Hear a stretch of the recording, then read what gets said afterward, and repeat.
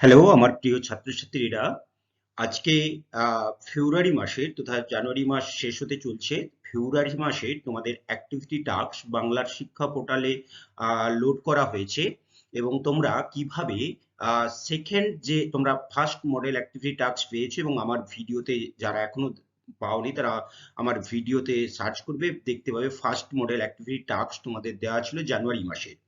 আজকে আমি তোমাদের ফেব্রুয়ারি মাসের 2022 তথা এই শিক্ষাবর্ষের সেকেন্ড যে মডেল অ্যাক্টিভিটি টাস্ক দশম শ্রেণীর ভূগোল, যেটা পূর্ণমান 20 মার্কস আছে, সেটা কিভাবে সলভ করবে আমি বিস্তারিত ভাবে বলবো। শুধুমাত্র প্রতিদিনের মতো বলি, তোমাদের শুধু কোশ্চেনের অ্যান্সার গুলো আমি তোমাদের কাছে দেবো না, আমি তোমাদের একটা প্রাথমিক ধারণা দিয়ে দেবো এবং কিভাবে লিখবে সেটা বলে দেবো। তোমরা কিন্তু সুন্দরভাবে ভিডিওটা অবশ্যই দেখো, দেখে কিন্তু তোমরা ফেব্রুয়ারি মাসে যে মডেল অ্যাক্টিভিটি টাস্ক পাবে সেগুলো বিগত দিনের মতো খুব সুন্দর পরিষ্কার পরিচ্ছন্ন করে তোমরা কিন্তু বিদ্যালয়ে জমা দেবে। তাহলে আমরা যাই যে মডেল অ্যাক্টিভিটি টাস্ক সেকেন্ড যে মডেল অ্যাক্টিভিটি টাস্ক সেটা কেমন তোমাদের দেওয়া আছে এবং কোন চ্যাপ্টার থেকে দেওয়া হয়েছে। তার আগে আমি সবাইকে বলবো, যারা নতুন তোমরা সবাই কিন্তু আমার এই যে GEOEN ভ্যালু স্টাডি এই চ্যানেলটি সাবস্ক্রাইব করলে তোমরা প্রতিদিনের পড়াশোনার আপডেট পেয়ে যাবে। তাহলে দেখা যাক যে সেকেন্ড যে মডেল অ্যাক্টিভিটি টাস্ক, যেটা দশম শ্রেণীর ভূগোলের জন্য, এখানে মনে রাখবে ভূগোলের জন্য 20 মার্কস আছে। সেটা প্রথমে বলি কোন চ্যাপ্টার থেকে। তোমরা দেখবে তোমাদের একটা ক্লাস দশম শ্রেণীর বায়ুমণ্ডল বলে একটা চ্যাপ্টার রয়েছে, সেই বায়ুমণ্ডল চ্যাপ্টার থেকে এই কোশ্চেন গুলো করা আছে। তাহলে তোমরা বায়ুমণ্ডল চ্যাপ্টারটা খুব সুন্দরভাবে পড়বে। তার আগে আমি শুধু একটু বলি যে প্রথম যে দেখো 1 নাম্বার যে বিকল্প থেকে ঠিক উত্তরটি নির্বাচন করো, প্রথমে 1 নম্বর কোশ্চেন আছে, বায়ুমণ্ডলের যে স্তরে প্রতিনিয়ত পরিবর্তনশীল আবহাওয়া লক্ষ্য করা যায় সেটি হলো কি। দেখো, আমরা যদি ধরি যে আমরা এখানে আছি, আমাদের এটা ভূপৃষ্ঠ, সেই ভূপৃষ্ঠ থেকে প্রায় উপরের দিকে 10,000 কিলোমিটার পর্যন্ত, উপরের দিকে প্রায় 10,000 কিলোমিটার পর্যন্ত এইখানে কি আছে, বিভিন্ন রকম গ্যাস আছে, জলীয় বাষ্প আছে, ধূলিকণা আছে, এটাকে আমরা বায়ুমণ্ডল বলছি। এবং সেই বায়ুমণ্ডলের কতগুলো স্তর আছে এবং সেই স্তরটা বিশেষ করে উষ্ণতার তারতম্যের ভিত্তিতে বা বায়ুমণ্ডলের যেসব উপাদান থাকে, আমি বললাম বায়ুমণ্ডলের 3টি উপাদান আছে, একটা হচ্ছে গ্যাস থাকে, একটা জলীয় বাষ্প থাকে, আর একটা ধূলিকণা থাকে। তাহলে এই সবের পার্থক্যের জন্য বায়ুমণ্ডলের কিন্তু যে স্তরগুলো আছে তাদের বিভিন্ন বৈশিষ্ট্য দেখা যায় এবং সেখানেই 1 নম্বরের কোশ্চেন দেওয়া আছে, বায়ুমণ্ডলের যে স্তরে প্রতিনিয়ত আবহাওয়া পরিবর্তন হয়। বায়ুমণ্ডলের প্রতিটা স্তরে আবহাওয়া পরিবর্তন হয় না, একটা নির্দিষ্ট স্তরে আবহাওয়া পরিবর্তন হয়, সেই স্তরটি কোনটি। তার আগে তোমাদের একটা আমি ছোট্ট ধারণা দিই। দেখো, তোমরা নিশ্চয়ই দেখতে পাচ্ছ এই স্ক্রিনে, আমরা এই যে বায়ু যে মণ্ডল, সেই বায়ুমণ্ডলের যে স্তরগুলো, সেই স্তরগুলো ভাগ করেছি আমি। এখানে দেখো উচ্চতা যে অনুযায়ী এবং উষ্ণতার তারতম্য অনুযায়ী, প্রথম যে স্তরটা 0 থেকে 800 কিলোমিটার, এটাকে আমরা বলছি ট্রপোস্ফিয়ার। তারপরে যে স্তরটা সেটাকে আমরা বলছি স্ট্র্যাটোস্ফিয়ার, ওজোনোস্ফিয়ার, এবং তারপরে যেটাকে আমরা বলছি মেসোস্ফিয়ার, তারপরে হচ্ছে থার্মোস্ফিয়ার, তারপরে এক্সোস্ফিয়ার, তারপরে লাস্টেরটা হচ্ছে ম্যাগনেটোস্ফিয়ার। এবার আমি যে বললাম যে 10,000 কিলোমিটার পর্যন্ত আমরা বায়ুমণ্ডল হিসাবে ধরি, তারপরে যেটা আছে সেটা হচ্ছে মহাশূন্য বা মহাকাশ। তাহলে এই যে এতগুলো স্তর আছে, এই স্তরের মধ্যে প্রথম যে স্তরটা ট্রপোস্ফিয়ার, এই ট্রপোস্ফিয়ারেই কিন্তু সবচেয়ে বেশি কি হয়, সবচেয়ে বেশি হচ্ছে যে বায়ুমণ্ডলের যে পরিবর্তন, মানে বৃষ্টিপাত, ঝড় ঝঞ্ঝা, এইসব কিছুগুলো কিন্তু এই ট্রপোস্ফিয়ার প্রথম যে স্তরটা, মানে আমাদের ভূপৃষ্ঠ লাগোয়া যে স্তরটা, সেই স্তরে কিন্তু এই ট্রপোস্ফিয়ার, এখানে মেঘ দেখা যায়, বৃষ্টিপাত দেখা যায়, তাহলে এটা হচ্ছে ট্রপোস্ফিয়ার। এরপরে যখন আমরা উপরের দিকে যাব স্ট্র্যাটোস্ফিয়ার, এই স্ট্র্যাটোস্ফিয়ার তোমরা যে আকাশে যে বিমান দেখো বা উড়োজাহাজ দেখো, সেখান দিয়ে কেন উড়োজাহাজ বা বিমান যায়, সেখানে কিন্তু এরকম কোনো আবহাওয়ার পরিবর্তন দেখা যায় না, মেঘ বৃষ্টিপাত দেখা যায় না, এই জন্য সেখান দিয়ে বিমান যায়। তাহলে এইটা মোটামুটি তোমরা একটু সাধারণ আইডিয়া করবে, কারণ এর উপরেই তোমাদের বায়ুমণ্ডলের চ্যাপ্টারটা পড়তে হবে। তাহলে আমরা এবার কোশ্চেন গুলো সলভ করার চেষ্টা করি। যে বায়ুমণ্ডলের যে স্তরে প্রতিনিয়ত পরিবর্তনশীল আবহাওয়া লক্ষ্য করা যায়, তাহলে তার উত্তর হবে ট্রপোস্ফিয়ার। ঠিক আছে। এবার 1.2, যে বায়ুকে তুষার ভক্ষক বলা হয় তা হলো, যে বায়ুকে তুষার ভক্ষক, তুষার ভক্ষক মানে কি, দেখো কোনো কোনো জায়গায় তুষার আছে, প্রচুর তুষারপাত হয়, সেখানে তুষার জমা আছে, কিন্তু এমন একটা বায়ু আছে, সেই বায়ুটা প্রবাহ কালে ওই জায়গার উপর দিয়ে তুষারগুলো কিন্তু গলে যায়, কারণ সেই বায়ুটা খুব উষ্ণ বায়ু। এই জন্য সেটাকে তুষারভক্ষক বলা হয়। তাহলে এখানে কোনটা? এইখানে দেখো একটা বায়ু আছে যার নাম হচ্ছে চিনুক। এই চিনুক হচ্ছে এই একটা স্থানীয় বায়ু এবং শীতকালে তোমরা জানবে রকি পর্বতের পূর্ব ঢালে প্রবাহিত, রকি পর্বত একটা আছে, সেই রকি পর্বতের পূর্ব ঢালে প্রবাহিত যে বায়ু তার নাম হচ্ছে চিনুক।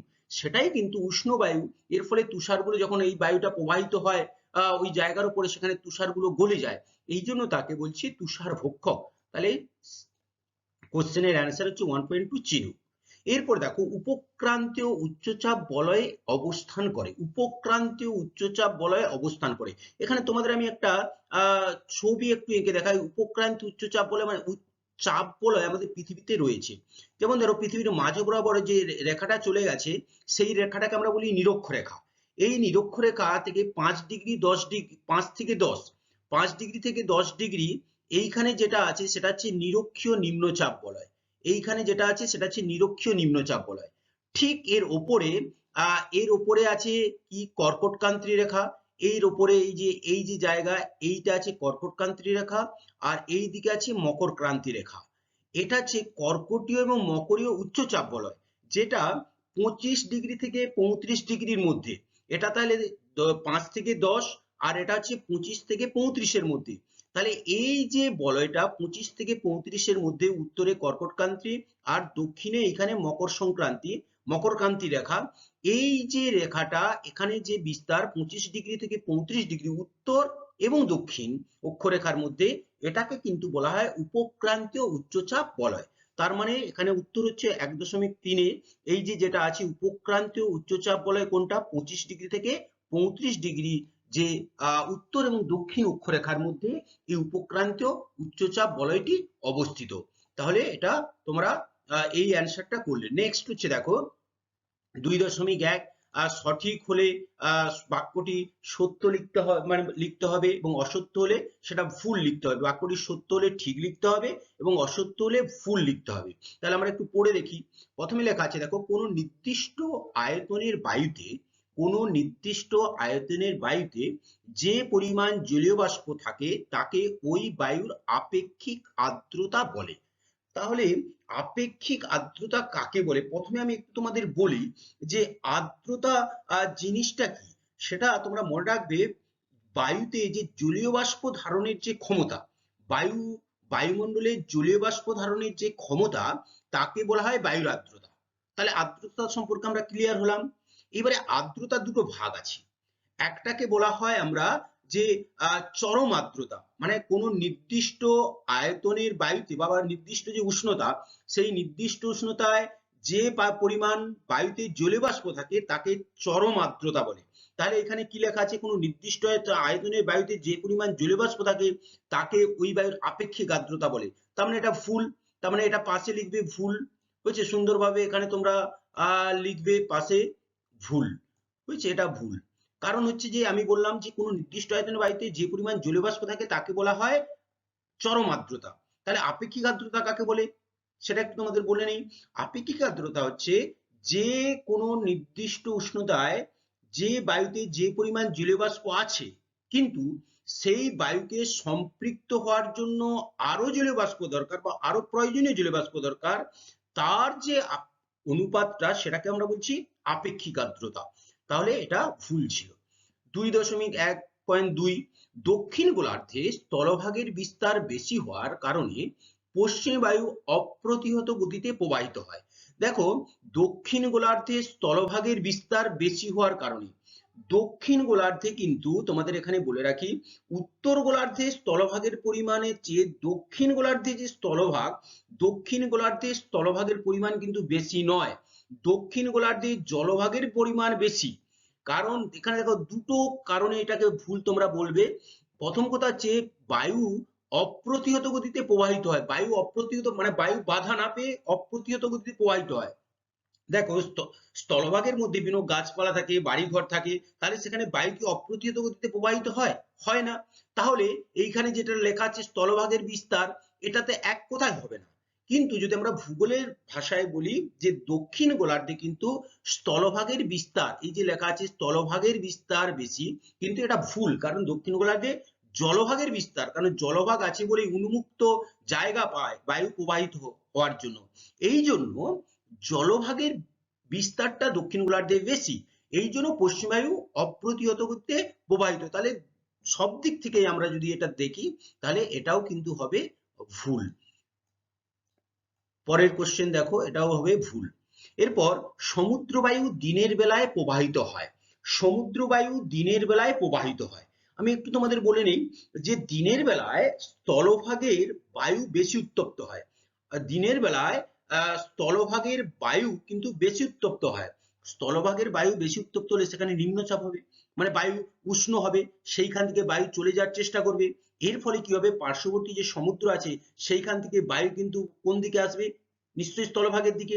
তার মানে এটা সমুদ্রের দিনের বেলায় কিন্তু সমুদ্র বায়ু দিনের বেলায় প্রবাহিত হয়, এটা কিন্তু অবশ্যই ঠিক হয়েছে। তাহলে এই কোশ্চেন গুলো কিন্তু তোমরা সুন্দরভাবে লিখবে, হয়েছে। এরপরে আমরা চলে যাই 2.2 এ। কোথায় লেখা আছে দেখো, 2.2 একটি বা দুটি শব্দে উত্তর দাও। 1 গুণিত 2 সমান 2। খুব ইজিয়েস্ট কোশ্চেন। দেখো, একই উষ্ণতাযুক্ত স্থানগুলোকে, মানে যেই সব জায়গায় উষ্ণতা সমান, ধরো 20 ডিগ্রি 20 ডিগ্রি 20 ডিগ্রি, এরকম অনেক জায়গায় 20 ডিগ্রি উষ্ণতা আছে, তাহলে সেই স্থানগুলোকে যদি আমরা একটা মানচিত্রে একটা রেখা দ্বারা যুক্ত করা যায় তাকে কি বলে? তাকে বলা হয় সমষ্ণ রেখা। তাকে বলা হয় সমষ্ণ রেখা। তাকে বলা হয় সমষ্ণ রেখা। এটা সুন্দরভাবে তোমরা লিখবে, তাকে বলা হবে সমষ্ণ রেখা। তারপরে 2.2.2 কোন যন্ত্রের সাহায্যে বায়ুর চাপ পরিমাপ করা হয়? বায়ুর চাপ পরিমাপ করা হয়, তার নাম হচ্ছে বায়ুর চাপমান যন্ত্র, বা সুন্দর ভাষায় যেটাকে আমরা বলছি ব্যারোমিটার। ব্যারো ব্যারোমিটার হচ্ছে ব্যারোমিটার হচ্ছে ব্যারোমিটার। কোন যন্ত্রের সাহায্যে বায়ুর চাপ পরিমাপ করা হয় তার নাম হচ্ছে ব্যারোমিটার, হয়েছে। এইবারে আমরা চলে যাই পরে তিনের দাগের যে কোশ্চেন গুলো আছে, একটু নিচের সংক্ষিপ্ত প্রশ্নের উত্তর দাও। নাম্বার 2 আছে, একটু বেশি করে লিখতে হবে।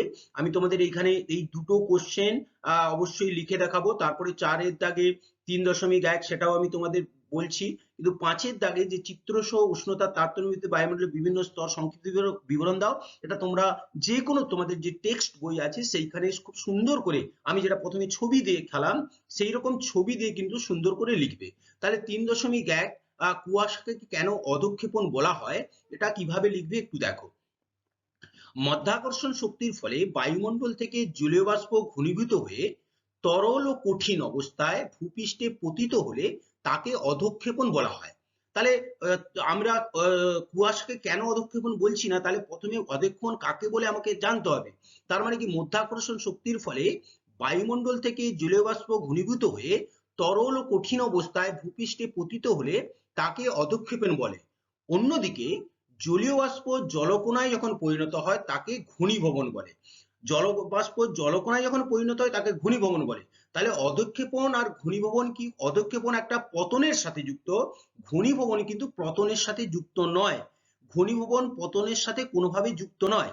এই জন্য ঘনীভবনের একটা রূপ হচ্ছে কুয়াশা, যেটা কুয়াশা শুধুমাত্র জলকণায় পরিণত হয়, কিন্তু সে তরল বা কঠিন অবস্থায় ভূপৃষ্ঠে পতিত হয় না। এই জন্য কুয়াশাকে অধঃক্ষেপণ বলা হয় না, ঠিক আছে। এরপরে দেখো 3.2 এর কোশ্চেন কি আছে। 3.2 এর কোশ্চেন আছে, তোমরা দেখে নেবে যে বিশ্ব উষ্ণায়নের দুটি প্রভাব কি। বিশ্ব উষ্ণায়নের দুটি প্রভাব কি? নাম্বার 1 লিখবে জলবায়ুর উপর প্রভাব।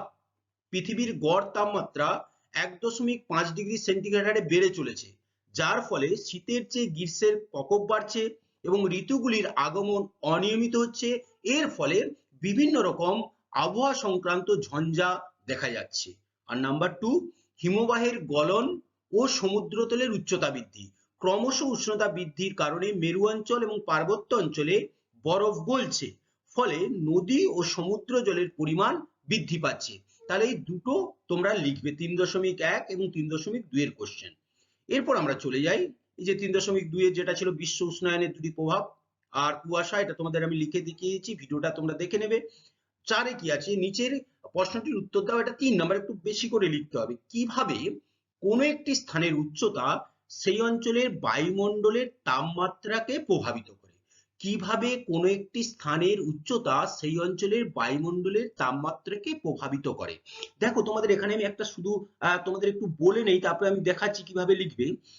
আমাদের যেই জায়গায় আমরা বাস করি সেই জায়গা থেকে যদি আমরা খুব উঁচু জায়গায় যাই, যারা তোমরা দার্জিলিং এ গিয়েছো বা পাহাড়ি অঞ্চলে গিয়েছো, তারা তোমরা বুঝতে পারবে যে আমরা যেখানে বাস করি সমতল ভূমিতে, সেখান থেকে যদি আমরা গ্রীষ্মকালে বিশেষ করে যাই, ধরো এখানে আমাদের প্রচুর গরম, এই গ্রীষ্মকালের সময় আমরা যদি পাহাড়ি অঞ্চলে যাই বা দার্জিলিং এ যাই, দেখবো কি সেখানে কিন্তু প্রচুর ঠান্ডা। তাহলে এই যে কিভাবে কোন স্থানের উচ্চতা সেই অঞ্চলের বায়ুমণ্ডলের তাপমাত্রাকে প্রভাবিত করে, একটু দেখে নেই। দেখো এখানে লেখা আছে বায়ুমণ্ডলের নিম্ন স্তরে প্রতি 1000 মিটার উচ্চতা বৃদ্ধির সঙ্গে, মানে আমরা যেখানে আছি সেইখান থেকে 1000 মিটার উচ্চতা বৃদ্ধির সাথে তাপমাত্রা 6.4 ডিগ্রি সেন্টিগ্রেডে উষ্ণতা কমতে থাকে। এর কারণ কি? এর কারণ হচ্ছে 3টে কারণ আছে। ভূপৃষ্ঠ থেকে বিকিরিত তাপের সামান্য অংশ উপরের বায়ুস্তরে পৌঁছায়, উপরের জলীয় বাষ্প ধূলিকণার পরিমাণ খুব কম, আর উপরের ঘনত্ব চাপ কম থাকায় দ্রুত প্রসারিত হয়ে শীতল হয়ে পড়ে। এর ফলে উচ্চতার সঙ্গে সঙ্গে বায়ুমণ্ডলের উষ্ণতার তারতম্য ঘটে। আমি তোমাদের একটা কথা এখানে বলি, যখন আমাদের সূর্য রশ্মি যখন বায়ুমণ্ডলের মধ্য দিয়ে আসছে, তারা কিন্তু বায়ুমণ্ডলকে কোনোভাবে উত্তপ্ত করতে পারে না। তারা কি করে, সূর্যের যে রশ্মিটা আসছে সেটা প্রথমে ভূপৃষ্ঠে পতিত হয়, ভূপৃষ্ঠের পর বিকিরণ, পরিবহন, পরিচলন বিভিন্ন পদ্ধতিতে সে তার সামনের যে বায়ুমণ্ডল তাকে উত্তপ্ত করে, এবং এই উত্তপ্ত করে ফলে এই জন্য ভূপৃষ্ঠের সামনের অংশ, মানে সামনের যে বায়ুমণ্ডল সেটা বেশি উত্তপ্ত হয়। কিন্তু যখন আমরা ভূপৃষ্ঠ থেকে উপরের দিকে যাব, তখন প্রতি 1000 মিটার উচ্চতায় 6.4 ডিগ্রি সেন্টিগ্রেডে উষ্ণতা কমতে থাকবে, এবং যখন আমরা আরো উপরে যাব, তখন উপরের জলীয় বাষ্প ধূলিকণা এর পরিমাণ কম কম হওয়ার ফলে বায়ুমণ্ডলকে গরম করার জন্য যে ধূলিকণা জলীয় বাষ্প তাপমাত্রাকে শোষণ করে, সেটা কিন্তু এবং সংরক্ষণ করার ক্ষমতা কিন্তু তাদের থাকে না, যেহেতু নেই। এর ফলে কিন্তু যত উচ্চতায় যাব উষ্ণতা তত কিন্তু কমতে থাকবে। উদাহরণ হিসাবে আমি তোমাদের এখানে বলছি, দেখো নিরক্ষরেখার কাছে উষ্ণমণ্ডল অবস্থিত হওয়া সত্ত্বেও কেবলমাত্র উচ্চতার কারণে নিরক্ষরেখার কাছে আমার অ্যাকচুয়ালি উষ্ণমণ্ডল কোথায়, আমরা যে 0 ডিগ্রি নিরক্ষরেখা থেকে একবারে 5 ডিগ্রি 10 ডিগ্রি বা 37 ডিগ্রি পর্যন্ত এই যে জায়গাগুলো, এগুলো হচ্ছে উষ্ণমণ্ডলের অংশ। এইখানে একটা জায়গা অবস্থিত, কে, আফ্রিকার কিলিমাঞ্জর। এখানে কিলিমাঞ্জর অবস্থান হওয়ার ফলেও যেহেতু উচ্চতার জন্য এর বরফে কিন্তু চূড়া, বরফের যে মানে পর্বতের যে চূড়া তাতে কিন্তু বরফ থাকে। এছাড়া উচ্চ পার্বত্য অঞ্চল, যেটা আমি তোমাদের প্রথমেই বললাম, দার্জিলিং, সিমলা, মানালি, গ্যাংটক, শ্রীনগর প্রভৃতি শহরে শীতল বায়ু কিন্তু বিরাজ করে। সাধারণভাবে উচ্চতা বৃদ্ধির সঙ্গে সঙ্গে উষ্ণতা হ্রাস পায়, কিন্তু সবসময় আবার এটা দেখা যায় না, কারণ কোনো কোনো স্থানে আবার দেখা যায় উষ্ণতা বৃদ্ধির সঙ্গে সঙ্গে উষ্ণতা না কমে বরং বেড়ে যায়, তাকে বলা হয় বৈপরীত্য উত্তাপ। এটাও একটা তোমাদের শর্ট কোশ্চেন আসছে, তাই জন্য এখানে আমি তোমাদের বললাম, বুঝেছি। এরপরে যেটা আমি বলছিলাম যে 5-10-5-এর যে কোশ্চেনটা, যেটা 5 নাম্বার, তোমরা কিন্তু পরিষ্কার সবাই তোমাদের যে দশম শ্রেণীর যে বইটি আছে টেক্সট বই, সেখানে বায়ুমণ্ডলের চ্যাপ্টার খুব সুন্দর করে কিন্তু সেটা লেখা আছে, যেটা আমি তোমাদের বললাম যে troposphere, stratosphere, mesosphere, exosphere, thermosphere, magnetosphere, এই যে স্তরগুলো, এই স্তরগুলো কিন্তু সুন্দরভাবে তোমরা অবশ্যই অ্যাক্টিভিটি টাস্কে লিখে কিন্তু তোমরা অবশ্যই জমা দেবে। তাহলে আজকে তোমাদের দশম শ্রেণী এখান পর্যন্ত, এবং আমি পরবর্তীকালে নবম, অষ্টম, সপ্তম সবারই এর অ্যাক্টিভিটি টাস্ক নিয়ে আসবো। তোমরা অবশ্যই আমার চ্যানেলটি দেখতে থাকো, এবং তোমরা যারা নতুন তারা অবশ্যই সাবস্ক্রাইব করো।